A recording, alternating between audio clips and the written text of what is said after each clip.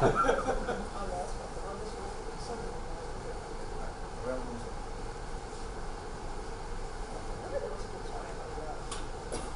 volta selezionata la scritta, Presidente, ha assunto quasi connotati di un'intervista giornalistica questo incontro con Teorema. Quali sono stati i punti toccati durante questo incontro?